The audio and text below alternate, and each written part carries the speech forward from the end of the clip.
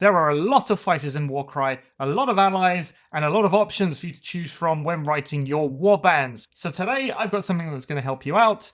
This is my collector's guide to Warcry, where no matter the use, no matter what you are looking for, there will be something in this list for you that's going to fill that strategic role for your list building. Stick around to the very end where I've put everything in a big old table for you guys, so you can look up any battlefield role, you can look up any use in any Grand Alliance, and pretty much there's going to be something there for you.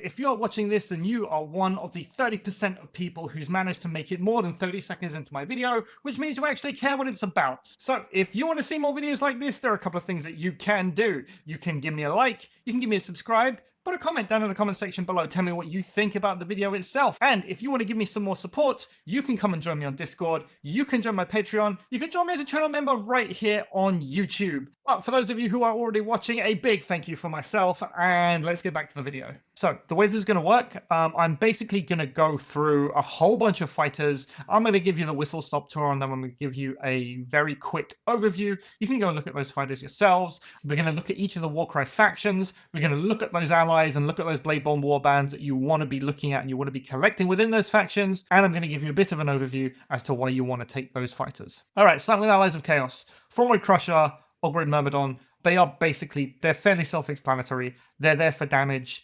I've always been there for damage, really. They've been a mainstay of our Chaos warbands basically forever, until Vexmore came in and decided to steal all their thunder because he's like 100 points cheaper. The Mindstealer Sphinx, though, that's very much in a different kind of niche. It's sitting on that same points level, but it is much faster, the same amount of bulkiness. You don't really miss that toughness 6. It doesn't have the same punch as the other two in combat, but what it does have is a whole bunch of utility. It's got an ability whereby you can look at a thing and tell it to stop moving. It's got a net, so if you want like this all-around utility piece that can do a little bit of fighting, a little bit of punching, a little bit of kind of tricksy battlefield stuff, the Mindstealer Sphinx is for you. Thralls of Chaos have the Chaos Spawn. It's not bad. People have been taking the Chaos Spawn for a number of different reasons. One is because it's only 170 points. It's got a very good damage profile for that points level, combined with its relatively high move and its high wound pool of 30 wounds. On top of that, it does have his master's voice. I think that's the name of the ability, whereby if something charges one of your characters, the Chaos Spawn gets to make a free move action, and then it can just attack in combat. Beast of Chaos, we are looking at the Doombull and the Greybrae Shaman. The Doombull is there very much in the same way as the Thrallwood Crusher and the Ogor Mawtribes. It kind of fills that same niche within Chaos. It's got a very good damage profile, a ton of wounds to its name, and it's a lot faster than those other two options we've already looked at. One of the main reasons for that is that on the first turn, it gets to use Beastman Ambush or Brayherd Ambush, which will give it an extra bonus move action. Looking at the Greybrae Shaman, the reason why we are taking that one is because it's got pull, it's got devolve. It allows you to look at things a certain distance away and pull them towards you, which is, there are very few pieces in Warcry that actually have that ability. They are all in Chaos, and the Greybrae Shaman is one of those options. Talking about those options, in Blades of Khorne Bloodbound, we have the Slaughter Priest and the Realm Gore Ritualist. They also have their own version of pull. It works in very much the same way. The Realm Gore Ritualist is the cheapest version of that you can find in the Chaos Grand Alliance, and the Slaughter Priest is the punchiest, the most smashy version of that, and arguably the toughest version of that with its 30 wounds. Depending on your battlefield role that you want, will depend on which one you're going to take. The Slaughter Priest, the Ritualist, or the Greybrae Shaman.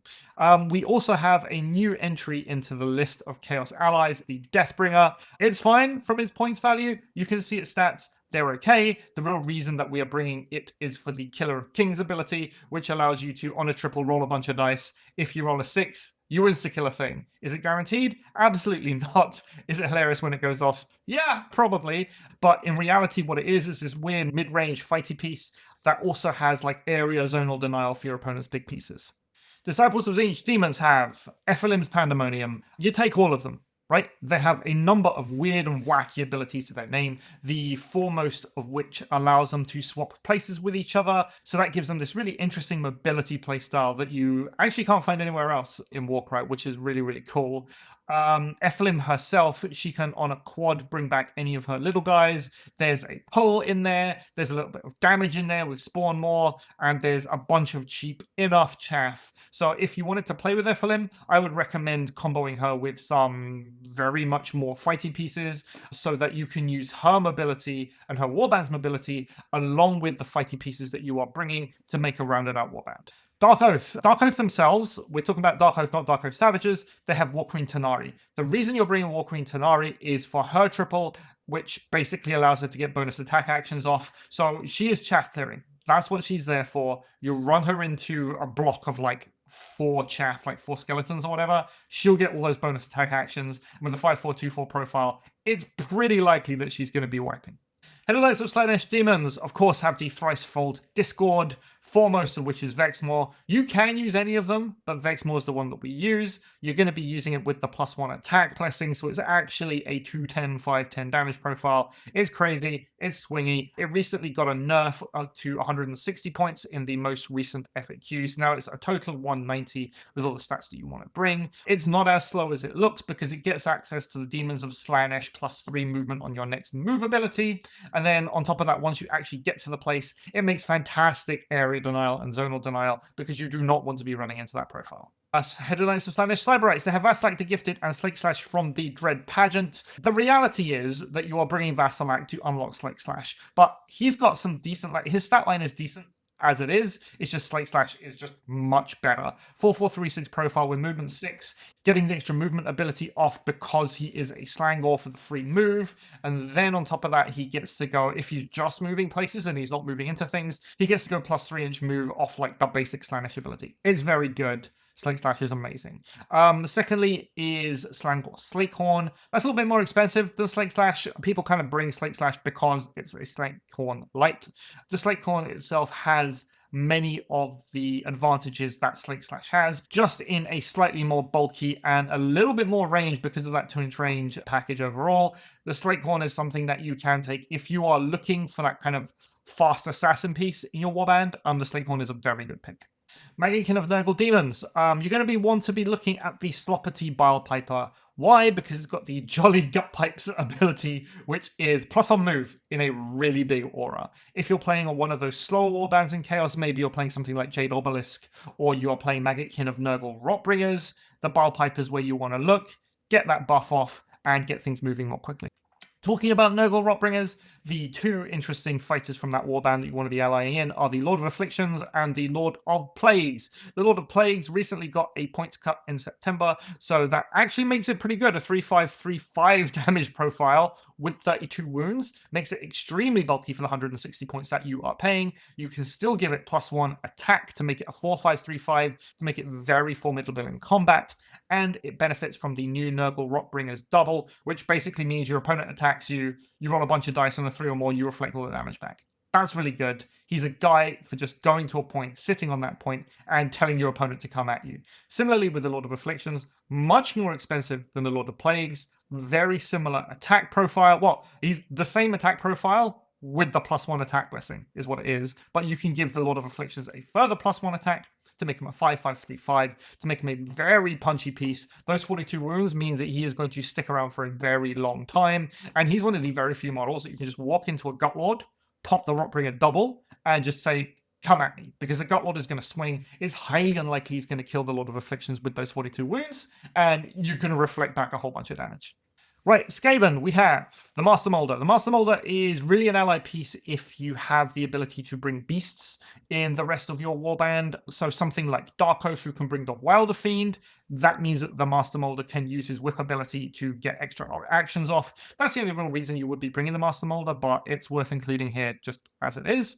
Then we have a pair of Bladeborn warbands. One is Spikeclaw Swarm. We're talking about Skritch, Hungering, Festering, Lurking Skaven. The big thing about them, like, their profiles are absolutely fine. There's nothing amazing about them, but Skritch gets to resurrect them on a triple, and resurrect is one of the strongest things that you can do in the game. So having that as an ability that you have access to becomes very valuable during your list building. Next up, we have Skabbek's Plague Pack. The 2 that you really want from this are Skabbek and Skritter. You can only bring Skritter if you're going to bring Skabbek if you want to ally them in. in. If not, and you're playing in Skaven, Scrid is the one that you want. Skavik is there literally for his triple. His triple allows him to make either a free move or a free attack action, and then copy that again. So you're going to get 2 moves or 2 attacks. Then you get to use your move or attack action or any combination of that. So what that will allow you to do is, because he has movement 6, you can use your normal move to get into combat with a guy, you can attack, and then you can go attack using his triple. Or if you really need to go somewhere, you can move for a 24-inch super move. Splintered Fang, we're looking at the True Blood. Best net in the game. It's automatic, it works, it's got a 3-inch range. The platform is actually not bad, a 4425 profile. It's kind of chaff killy, so that'll do the work for you. It does have a 2-inch range, so it allows it to safely walk up to bigger things that only have a 1-inch range in combat, throw the net, and it gets to attack. Slaves to Darkness, to begin with, we are talking about Varangard. There are a whole bunch of different flavors of Varangard, but this is just the one I like within Sorcerer Weapon. They're great. They're tough. They're fast. They have a bonus attack ability. They have if they kill a thing, they get a bonus attack or bonus move ability. Varangard has been a mainstay for Chaos Warbands for the longest time. Normally, previously, to Vexmor's release, it was like a Formwood Crusher Varangard. Now it's a Vexmor Varangard. That's the combo that you're playing with. Yeah, if you want just like this fast smashy piece for around about 300 points, Varangard's the thing that you have. Next up, we have the Darkoath War Queen. The reason we are bringing the War Queen is because she has a free, as in she doesn't have to do something in order to activate it, +1 attack aura. She's kind of fallen out of favor recently, but if you want an attack aura in your warband, you can go a lot worse than the War Queen. Finally, we have Kaggra's Ravagers. There are only really 2 you're going to be bringing from this. You're going to bring Kaggra, and you're going to bring Zarsha Bittersoul. The reason why you bring those is that Zarsha gets to teleport Kaggra to her, and Kaggra is not bad in combat for 195 points. She is relatively tough. She has that toughness 6. 4425 profile makes you a little bit more punchy than your average Chaos Warrior Lord kind of thing. They're pretty good. We've seen them be used with Ephelim to get this weird double teleport ability off. I like Kaggra. I think there's a lot of things you can do with her. Finally, in Chaos, we have the Unmade. Some people have been bringing the Blissful one now. It got a very hefty points decrease. It has a 5426 damage profile, so we're spiking even higher. And it has 5 attacks, which allows it to make use of that extra crit. The real good thing about it, though, is that it is movement 8, so it's very much like this fast scalpel that will say, okay, there's a 12-wound fighter across the board. I'm going to go attack it and kill it. That's what it allows it to do. And then on top of that, it has a net on a double. It's not as good as the True Blood's net, but in this 225-point package that will go out and touch a thing, I think it's pretty good. Going to Death, Thralls of Death, we have Direwolves. For 85 points, you can do a lot worse than a Direwolf. It's fast, it has 10 wounds, which is great. It cannot be resurrected within factions, so that's something that you have to bear in mind. But the good thing about it is that it does have that ability where if an opponent charges a nearby hero, it will get that free move action off and then it gets to attack. So Direwolves are pretty good. Most Death players try and fit something fast in there. Soulblight Gravelords, they've been playing around with Black Knights recently. But if you have the points, you've got 85 points to spend, a Direwolf will do the job for you. Askurgan Trueblades can put forward the Askurgan Exemplar, 205 points, 3646 profile. That's basically what you're bringing it for. Its abilities aren't great. Bless it up with a bonus point of attack. It'll become a 4646. It does become a bit expensive at that points cost, and it's still kind of squishy at 20 points, but it's an option for you. Nighthaunt has a ton of allies that you can take. The real reason that you're bringing a Nighthaunt ally is for the ability to resurrect. On a triple, you get to bring a guy back. It can bring back anything. It can bring back basic fighters. It can bring back heroes. It can bring back thralls. It could bring back a monster, technically, if it fit within the 3-inch bubble, but it doesn't. So it can't bring back monsters. But that's the real reason why you're bringing them, and there are a lot of good options that people have been playing with. If you want a slightly more tanky, fast, like go out and touch a thing option, the Knight of Shrouds on Ethereal Steed is really, really good. Don't think that its profile is average. What I like to do is boost its strength to strength 5, so it's basically always winning on freeze when it charges with that 10-inch move. It has a double that allows it to heal for the amount of damage that it did. So what you can do is just run into a deployment group, start smashing chaff down, use a double to heal up, and it'll stay around for a long time, and is a tanky, bulky resurrect platform for your fighters. The Kruleboyz Crusader is a little bit different. If you want like a backline mage to act as your Resurrect Caddy, the Kruleboyz is really, really good. You can boost it to give it +1 strength, so it becomes a 4-5-1-4, and that 10-inch range is significant. People do not want to get in range of that thing because it will just sit there and then shoot twice. 8 dice doing 1-4 damage. Some of those will crit, some of those will kill. It's a bit more bulky than your basic foot dudes at 25 wounds, so I really like it for 205 points. I think it's very good. The newest entry into this is the Lord Vitriolic. It's also the cheapest Resurrect Caddy that you can buy outside one of like the Chain Rasp heroes. But what it's got going for it is movement 8, which is kind of wild. I don't know why it's got movement 8, considering all the rest of the Nighthaunt heroes either are movement 6 or movement 10. And it's got 25 wounds. Its basic ability isn't great. Yes, it's got a little bit of a shooting attack, but as a fast, bulky Resurrect Caddy, you can't really do worse. The Order of the Blade is kind of the classic Nighthaunt ally. You boost it with +1 attack, a 3-5-3-6, gives it the same attack profile as the Askurgan Exemplar unboosted. What it does have going for it is a free move action double towards the closest enemy fighter, so you can use that to get in there and then swing. Worth noting that all of the Nighthaunt heroes have the advantage of being able to use Frightful Touch, which on a triple makes all hits turn into crits. So something like the Order of the Blade swinging with 3 attacks, it's going to hit 2 of those, so it's basically going to be doing 12 damage to you. Finally, we have the Briar Queen at 195 points. It's been up and down with the Briar Queen. I really like the Briar Queen personally. It is the highest toughness Nighthaunt in the game at toughness 5. It's also got 22 wounds, which is a very interesting wound bracket for it to be at. It means that most things that can comfortably kill a 20 wound model can't really kill the Briar Queen very easily. Yeah, she gives up a point of movement to do that, but as a Resurrect Caddy, with that 2-5 kind of ranged attack, she's not bad. She's okay. Soulblight Gravelords have a ton of great options. They mainly come from their Warhammer Underworlds offering. We have the Exiled Dead, we have the Sons of Velmorn, and we've got Zondra's Gravebreakers. The Exiled Dead gives you access to the electric zombies, who are just better than normal zombies. They're kind of the premier, I would argue, the best Underworld's warband in Warcry at the moment.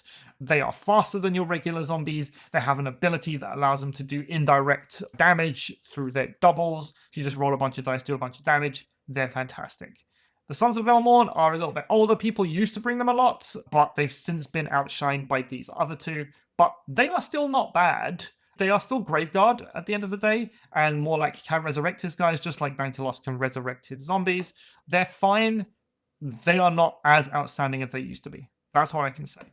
Finally, we got Zondra's Gravebreakers. Zondra's special thing is that her zombies, she has a double, which means that if those zombies are not near an objective, they all get to get a bonus move action, and if they are near an objective, they'll get to get a bonus attack action. This gives you a massive amount of bonus activations that you can work with during the turn, especially when you consider if you roll 2 doubles, you can activate Zondra, use the double, get them all bonus move actions, wait, then activate Zondra again, use a double again, bonus move actions. So you've basically just got 6 bonus move actions off of 1 double wait. So that by itself is incredibly strong. Teratic Cohort finally have the Cavalos Centauri, which has been cropping up into a whole bunch of lists. Its stats are fine. A 5-4-2-4, not bad. It will blend things. That 3-inch range is actually incredibly important when combined with its 7-inch move, because it means that it has a total 10-inch threat range. The thing that you're bringing it for, though, is its ability to generate wild dice with Eyes of Catacross on a double. You roll 2 dice, you generate more wild dice 5s, and you can basically keep using it. You're going to be using that to fuel things like your Resurrect, and to fuel things like the Electric Zombies Arc Crackling Arcs attack. There's a lot you can do with a whole bunch of extra wild dice, so that's why people have been bringing the Cavalos. Going into destruction, we have Bonesplitters, Headcracker, the Gob of Mork. The reason why you're bringing Headcracker, he's 170 points, his stats honestly aren't all that bad. But the main reason that you're bringing it is for his Bone Crusher ability. You pick a guy, roll a bunch of dice equal to the value, and on 2s, you allocate 3 damage points to that fighter for every 2, or 5 damage points to that fighter for every 2, if Headcracker is within 3 inches of the target. That's huge. That can knock out things. That's the reason why you bring Headcracker. Gloomspite Gitz have a bunch of offerings. So you have the Gobblepalooza, which will have the ally rune mark, which allows you to bring them in your warbands. The ones you will mainly see are the Boggle, which is basically a net, and the Brugit, which is plus a whole bunch of attacks to a thing that is near. In the last year or so, the Brugit has fallen out of favor quite a bit, simply because the activation advantage that you lose by having to activate the Brugit, use it on a thing, then the Brugit does its thing, then whatever you use the Brugit on to give it the bonus attacks has to activate after the Brugit. So it telegraphs to your opponent what you're going to do and gives them a chance to get out of the way. So that's why the Brugit isn't used as much, but it's still useful. People can still bring it in their warbands. One thing that's cropped up really recently is the more use of Mollog the Mighty. 290 points, yeah, stat line pretty good. 2-6, 5-10. It's got that amazing 5-10 damage profile, allows you to just flatten things. You can give it the attack blessing to make it 3-6, 5-10. Then on top of that, it has a whole bunch of control abilities. So it's got a -1 attack aura. It's got like a token that you can put down and do a whole bunch of damage. And then after all of that, you get within range of Mollog and he smashes you into the ground. Gorger Mawpack, we're looking at the Clawback. The Clawback is kind of like the premier fast, bulky with those 35 wounds. I'm going to reach out and just mince a thing in Disruption. People like to give it +1 attack, make it a 5-5-3-6, which makes it very blendy. Up onto, I want to say, Stormcast level, it will happily knock them over. Once you start getting to like toughness 5, toughness 6, then it starts to struggle a little bit. And yeah, it's got 35 wounds, but those wounds don't last forever. It does get a free move action though on a double, as long as it gets within range of an enemy fighter. So that does allow it to go for a free move, attack, do a whole bunch of damage, knock out a thing. Ironjawz, a couple of things are really allied in from Ironjawz. You've got Brute Bosses and you've got Morgok. They're both brutes. You messing is the real reason why you're bringing it. People like to bring Morgok nowadays just because it does have that much better damage profile and it's a bit more bulky. It's the same reason for both of them. You messing. Looking at Kruleboyz, the main allies, we're looking at the Bulk Boy boss, who has a triple that allows it to crit on 5s. So it becomes a 3-4-1-4 critting on 5s. You can do a whole bunch of damage from like 15 inches away. It's real good at sitting on a point and shooting another thing. That's what people bring the boss. Then you've got Shank. Now Shank you can only really bring by itself if you're playing Kruleboyz. If not, you've got to bring it as part of this wider Warhammer Underworlds warband. That's still not bad just because of the raw value that you get out of Shank. He's got a net. That's what makes him good. Ogor Mawtribes, of course, there are a whole bunch of Ogre heroes that you could bring. You could bring Crushers, you could bring a Tyrant, the most common of which is the Gutlord. It's a beast. It got nerfed in the September update, so it's now 10 points more expensive. But even then at 300 points, give it an attack blessing, 4-6, 5-10, it will flatten things. On average, you're going to be looking at like 15 damage, unless you crit. Maybe it's going to be like 20 damage per attack action. On top of that, it's got On the Moorpath, which makes it faster. It's got Might Mix Right, which means if it kills a thing, it gets a free bonus move or attack action. Gutlord is still amazing. Then you got Hrothgorn. Hrothgorn was used quite a bit actually last year. Usage recently has fallen off, but he's still pretty good. He is 300 points, but the difference between him and the Gutlord is that he can sit 9 inches away and he gets to shoot with his bow. He has a bunch of additional abilities that allow him to get even more leverage out of that bow. He can bring Quiv with him, which will give him a free attack action on a triple, which is great. He still has Might Mix Right, just like all the other ogres, so if he manages to kill a guy on a double, he can get an extra shoot. And then on top of that, he can bring Bushwhacker, who can put a token down, do like 2d6 damage on something that finishes move within.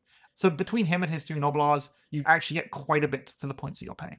Going into order, we got Cities of Sigmar Dispossessed. People like to bring the Rune Lord. The reason people like to bring the Rune Lord is for 2 things. One of which is for the double over my dead body, which means that the fighter counts as 2 additional fighters when determining when a player controls an objective. So he becomes 3 guys. If he wanted to, he could activate over my dead body, count as 3 guys, wait, activate again, over my dead body, count as another 2 guys, so he'll become basically 5 guys. He's guaranteed to take a point by himself if you just leave him.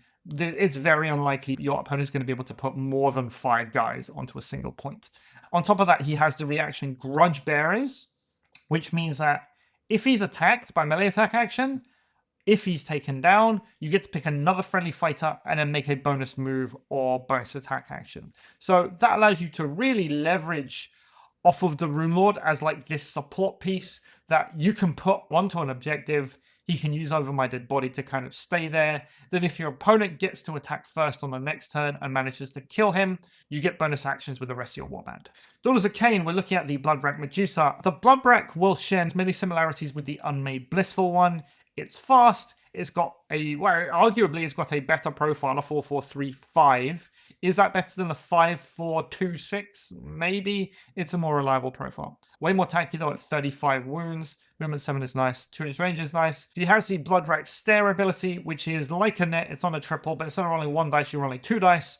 And if any of them are on a 3 or more, that fighter cannot make any move or disengage actions. Idoneth Deepkin, the Akhelian King, is like the Order Varangard equivalent, but not really. It's got 10-inch move, it's got fly, it's got a decent profile. There are 2 options that you can bring. You can either bring Bladed Polearm or the shorter range sword. I prefer the Bladed Polearm for that extra reach and the strength 5. It has an ability which allows it to get a whole bunch of extra attacks, so it's not bad. It can move onto a thing, it can attack. That makes it kind of cool. You can combine it with something like the Questor Soulsworn to give the Akhelian King a free 10-inch move into combat with a thing. Then it gets to attack twice with all of its extra attacks. Then it suddenly becomes real scary. It does only have toughness 4, so that is something that you have to watch out for. Most things that can kill it will be wounding it on 3s and will do a whole bunch of damage. We also have, for Idoneth Deepkin, Cyrena of the Abyss. Part of Cyrena is Razors. The reason that you are bringing her is because of her Hammertide ability. You're going to draw a line between her and the corner of the battlefield. You choose the corner, whichever one it is, and anything across that line cannot jump, they cannot fly, and they cannot climb until the end of the battle round. So that's potentially very, very strong, especially on some of those far denser Warcry boards that we like to play on over here in the UK. Order of Vizier, we're looking at Hexbane's Hunters. The chief of those being Haskell, Hexbane, and Quiet Pock. You can bring Grotbiter and Noblar? No, not Noblar. His dogs. You can bring his dogs also if you want a little bit of extra, like just chaff models in your warband. But these are the 2 really that we're going to be bringing. And the reason that we're even bringing Haskell in the first place is to give us access to Quiet Pock.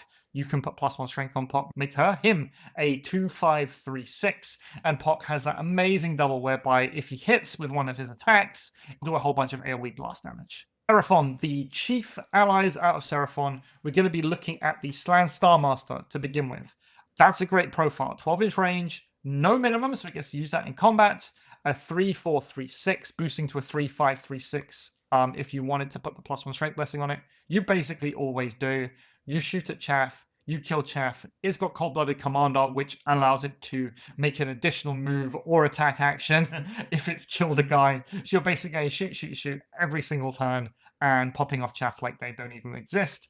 It's got 32 wounds, but the fact that it does have 12-inch range on its shooting attack means that it is far more bulky than some of its other equivalents, and it can get a whole lot more out of those wounds than you otherwise normally would be able to. We also had Kixi Taka and the Starblood Stalkers. The only one that you really aren't bringing, well, there are 2 that you're really not bringing, is Tok, and it is Krojax, the Saurus Warrior. The reason why you're bringing this is that Kixi Taka himself has actually some very interesting abilities. He's got an ability which is like a big old AoE +1 toughness, +1 move bubble, which is real interesting. It's not something that you see anywhere else in Order. And then on top of that, you have his skinks that go with him, the best of which being Otterpattle. Otterpattle has a bonus move action ability that he gets to use. They're all pretty good. So like for the longest time, you would see the Starblood Stalkers basically everywhere in Order because they were some of the best, cheapest chaff that you could get into your warband, especially if you're playing something like Stormcast, where those chaff otherwise aren't available to you. Talking about Stormcast, they have a whole bunch of options. Calthea Zandire. The main reason you're bringing Calthea Zandire is for Coordinated Strike. Choose a bunch of guys, they get to make a bonus move or bonus attack action. Her stats are fine. For the 210 points you're paying, she could be a bit more killy. That strength 4 is kind of a hamper to her. What I like to do is give her +1 base damage to make her a 5-4-3-4, which suddenly makes her a real interesting prospect, especially when you start pushing onslaught into her. Probably the most taken ally is going to be the Errant Questor with Grand Hammer. For 165 points, that's a decent profile. You can give it +1 attack to make it a 4-6-3-4. That's pretty good. The real reason why you are bringing it is because on a double, you can choose a friendly fighter. That friendly fighter is going to make a bonus move action. And it's a full bonus move action. So we talked about the Achillean King. If you use it on that, it gets to move 10. Use it on Calfish, you get to 5. Whatever you want to do. On top of that, it's on a fairly durable, fairly smashy platform. Talking about smashy platforms, we have the Annihilator Prime with Meteoric Hammer. It is kind of the old favorite of Order is the Annihilator Prime. Look at that stat line. There aren't many things that's going to be able to wound it on 3s. I think it's like Vexmore, and that's basically it. With that attack profile, you can boost that to a 5-5-3-5. The Annihilator Prime will smash. And other things that would basically just flatten a Stormcast kind of just bounce off of an Annihilator Prime. We were talking about the Fulmari Crusher. That thing caps out at strength 6. We're still winning on 5s. So it's going to take it a long time to be able to get through one of these. On top of that, of course, it does have the ability to, again, if it kills a guy on a double, get free move or free attack action. So that's why the Prime has basically been used forever. Then we've got some interesting pieces. You've got Domiton, Eye of the Storm. Now, not a lot of people don't play Domiton, but I've seen it be used a few times, and I like to play around with Domiton because I think he's pretty cool. He's got a couple of abilities. So he's 200 points. He is 30 wounds, which makes him very bulky, especially combined with that toughness 5. He's got a good shooting attack, which you can boost to make it a 2-5-3-6. So that's pretty nice. He's got a +1 toughness, +2 move ability, which makes him movement 6, toughness 6. It makes him very, very bulky. But his big thing is Electrokinetic Blast. You pick a point, you roll a bunch of D3s, and then everything around that point just explodes with a whole bunch of damage. That's what makes him very good. It is on a quad, but if you are in a warband that maybe only leverages doubles, let's say you're playing Yordle and Riverblades, you're only really looking at Riverblades, having the ability to funnel a high triple or a quad into an actual high impact ability, I think is invaluable. So that's where something like Domiton can really shine. We've talked about the Achillean King already. Neve Black Talon is kind of like the mirror to the Achillean King. It's like the foot version. You can see through her profile, she's only got that 2-4 damage profile, but you can fix that. She's got a ton of attacks. She's got movement 7 and 30 wounds. She's pretty expensive, I'm not going to lie, for the points and the stats that you're getting. But if you wanted like a foot Stormcast to be able to run into things and basically blend, Neve's your go. Finally, we have the Reclusian Prime. We've already talked about the Annihilator Prime with Meteoric Hammer. The Reclusian Prime is an alternative. It does some things a little bit differently from the Annihilator Prime. It doesn't get the free bonus move or attack action if it kills a thing. Instead, what it gets is the ability to shut down other abilities on a reaction. And then on top of that, it gets to punch real high with its Memories of Past Glories double. So until the end of the activation, you're going to get +1 move anyway, which automatically makes it a lot faster than the Prime. Then on top of that, you're going to add half the value of the ability to the strength of the fighter. So most of the time, it's going to be winning on 3s, and it's going to get movement 5 to be able to get places more quickly. Finally, we have Yordle Riverblades with the Pure Flood Seneschal with Gilthara Darts. There's a reason why we're bringing this. There used to be a really old build where before Citizens of Sigmar had their update, they could bring a fighter that allowed you to get a whole bunch of extra move on your fighters in like a big old AoE bubble. And that disappeared when Citizens of Sigmar got updated. Yordle Riverblades, however, they have that ability, Release the River, where you're going to add half the value of the ability to the move characteristic friendly fighters if they're within 6 inches. So on a triple, even on a fairly average triple, you can do things like get those Annihilators that we talked about, and suddenly they go from like movement 3 up to movement 6, and then they're moving about the board, and then they can get to where they need to go. That's why we're bringing it. I like the Gilthara Darts. There is also an argument to be made for bringing the Seneschal with Master's Blades. It has a very good damage profile, but with only 18 wounds, and toughness 4 to its name at 200 points, but you have to be very careful with it and it will basically fall over and die. That's why I like having that 8-inch range where you can kind of dance about, use Riverblades to a whole bunch of plink damage, and then use that triple to get your bonus move. Finally, here is everything. I have laid this out in a table for you, and I've got a whole bunch of headings which will kind of give you an idea as to what each of these fighters you can bring them for and why you would want to bring them. I'm just going to give you a little bit of insight into this. There's a lot of overlap in these damage categories, right? So something like a Gut Lord, though it can kill big things, and that's what it's there for. It can also kill mid-range things, and it can also splat chaff. So it's more about their battlefield role and their damage profile, as opposed to what they can actually realistically do in game. Because otherwise, any of these big hitters, they can just basically do anything. And then a lot of these mid-range killers can also kill big things if they have a little bit of luck. So that's what those headings are for.